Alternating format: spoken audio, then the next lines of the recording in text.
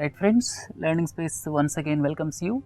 This is with regard to Single Water Tribunal. Government proposed a Single Water Tribunal which will be a permanent body, and we are going to deliberate what are the disputes in independent India and what is the present mechanism, what are various constitutional provisions, statutory provisions, and at the same time what exactly is this single water tribunal and whether it is going to take away the present drawbacks or not. These aspects we are going to deliberate. Let us have a snapshot on two disputes.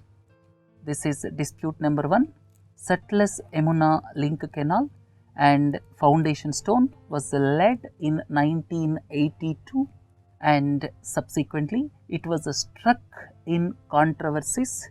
This is Setal Yamuna Link Canal. I have given the chronology of various aspects. This is 212 kilometers Setal Yamuna Link Canal, and in fact during the reorganization of states of Punjab, Haryana in 1960s, water of Ravi and Beas allocated to Haryana and SYL canal basically planned to realize this allocation, and the foundation stone was laid in 1982, and in fact Haryana portion was completed, and subsequently Punjab government passed the Punjab termination of agreements legislation in 2004, and a presidential reference was also made to Supreme Court in 2004, and on 17th March 2016 Supreme Court ordered to maintain status quo, and on the very next day Punjab Assembly passed the bill so as to give back land to the farmers. So this is one of the biggest controversies in independent India. And if you look at the second controversy, this is with regard to Kaveri river dispute between Karnataka and Tamil Nadu, which is still hanging. Kaveri river originates at Talakaveri and it flows through Karnataka and Tamil Nadu, and its river basin involves 4 states or union territories in the southern part of the country.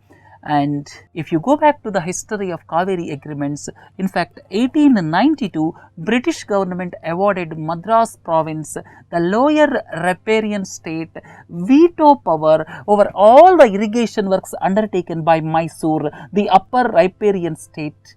And in the year 1924, Madras and Mysore signed an agreement valid for 50 years, and subsequently Krishnaraja Sagar Dam in Mysore, that means in those days Mysore state and in present day Karnataka, and Mettur Dam in those days Madras state and now the present day Tamil Nadu were constructed and opened in the year 1930s, and the agreement ended in 1974 because that was 50 years agreement, and subsequently Kaveri Water Disputes Tribunal was formed under the Interstate River Water Disputes Act of 1956, and the rest is history. And if you look at Karnataka's viewpoint, Karnataka says 1892 and 1924 agreements during the British period are skewed towards the then Madras state.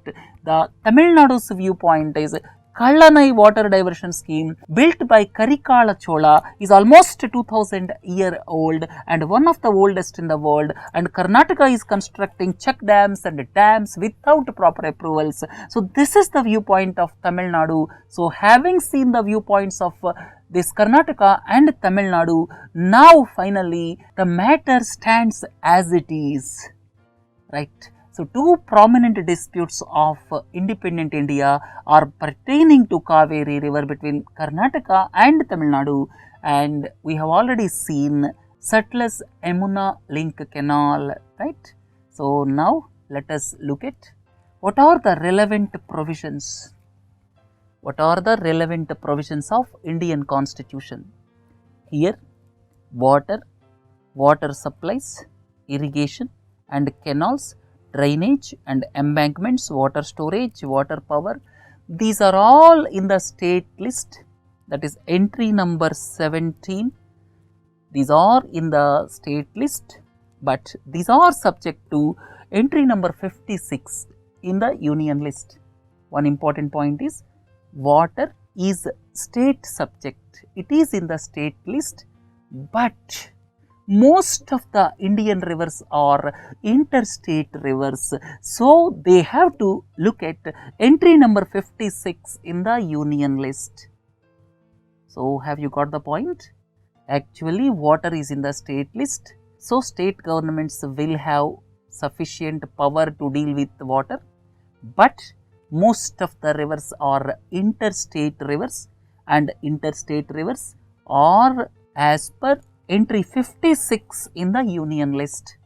And what the article 262 of the constitution says? Article 262 grants parliament the right to legislate over the matters in entry 56. So, pertaining to the union list entry 56, as per article 262 of the constitution, here parliament has got the right to legislate over interstate rivers. Then the next point is, neither the Supreme Court nor any other court shall exercise jurisdiction in respect of any such dispute or complaint. So, these are various provisions under Indian constitution, and based on article 262, that means article 262 says that parliament has got the right to legislate over interstate rivers, and accordingly this act was brought in 1956 by the parliament. So, here Interstate River Water Disputes Act of 1956 basically legislated to deal with the conflicts. So, when direct negotiations have failed, tribunals can be established by the center. Here, state government has to make request to the central government for the establishment of tribunal. One important point is, state government has to make request to the central government for the establishment of tribunal, and tribunal's composition consists of chairman, 2 other members nominated by the Chief Justice of India, and the Chief Justice has to nominate from among the persons who are judges of the Supreme Court. So, further several aspects are there. As per Interstate River Water Disputes Act 1956, the decision is to be published and is final and binding on the parties. Jurisdiction of Supreme Court and other courts in respect of dispute is barred. Actually, this is barred as per Article 262 of the Constitution. Then states several times refused to accept the decisions of the tribunals. Hence, the tribunal cannot do anything if the state government fails to cooperate. Though the act specifies clear procedures for handling the disputes, states in general are not in the mood to accept. Right? So, the present drawbacks, if you look at the present drawbacks, I listed out various points. National Water Development Agency was created in 1982. In 1982, National Water Development Agency was created, but no tangible outcome. It is for optimum utilization of water resources, but no outcome of that National Water Development Agency. Then National Water Resources Council was created with heads of states or union territories as members in 1983, with the Prime Minister as the chairperson, but it could not solve any of the disputes. Then section 6 of the Interstate River Water Disputes Act of 1956 says that the decision is final and binding on the parties. The center cannot enforce if the state government refuses to implement the award. Then Section 6A of the same Act provides for an agency to implement the award, but such an agency cannot function without the cooperation of the states. Then, as per Section 11 of the same Act, Supreme Court or any other court will not have any jurisdiction over the tribunal verdict. Center is moreover acting as a mere spectator in most of the cases. So, these are the present drawbacks, or you can say summing up what happened during the past 70 years. So, this is the final conclusion with regard to drawbacks. And if you continue, no time limit for adjudication by a tribunal. So further I am looking at present drawbacks. No time limit for adjudication by a tribunal. In fact, Kaveri and River Bias tribunals have been in existence for over 20 years and 30 years, but not much headway. At present, out of 8 tribunals, only 3 have made awards which have been accepted by the states, and most prominent, as I have already told you, this dispute with regard to Setal Canal Canal, that means sharing of the river waters between Punjab and Haryana, and at the same time sharing of waters primarily between Karnataka and Tamil Nadu as far as Kaveri is concerned. So the data is collected by the states. In fact, one of the biggest drawbacks in the present system is the data of river water is collected by the states, and sometimes it may not be transparent also, right? So these are the present drawbacks. So here the question comes, what needs to be done to eliminate the present drawbacks?